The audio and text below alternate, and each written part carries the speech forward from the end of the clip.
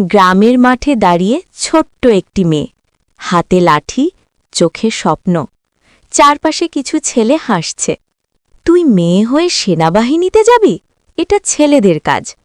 মেয়েটি চুপ করে থাকে, কিন্তু তার চোখে জ্বলছিল আগুন।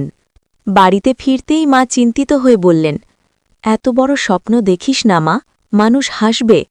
কিন্তু মেয়েটি দৃঢ় কণ্ঠে বলল, মানুষ হাসুক, একদিন আমি এমন কিছু করব সবাই চুপ হয়ে যাবে। সেই দিন থেকেই শুরু হলো তার যুদ্ধ।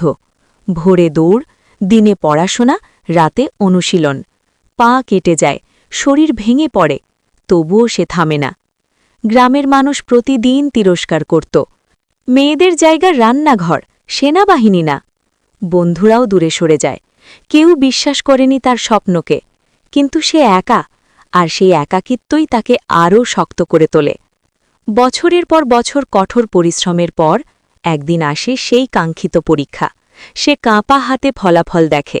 সে পাশ করেছে। তার চোখ দিয়ে পানি গড়িয়ে পড়ে, কিন্তু সেটা দুঃখের না, এটা ছিল জয়ের আনন্দ। কিছুদিন পর সে দাঁড়িয়ে আছে সেনাবাহিনীর ইউনিফর্ম পরে। যারা একসময় হাসত, আজ তারা অবাক হয়ে তাকিয়ে থাকে। কেউ আর কিছু বলতে পারে না।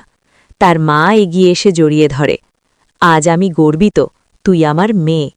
মেয়েটি শান্তভাবে বলে, স্বপ্নের কোনো লিঙ্গ নেই। আর কি হয় সেটা দেখার আগে, যে মায়ের কাছে 10 টাকা চাইলে 20 টাকা দেয়, একটা রুটি চাইলে 10টা রুটি দেয়, সে মাকে যদি ভালোবেসে থাকেন অবশ্যই ভিডিওটি লাইক করে চ্যানেলটি সাবস্ক্রাইব করে দিবে আর কমেন্টে আই লাভ ইউ মা লিখে যাবে।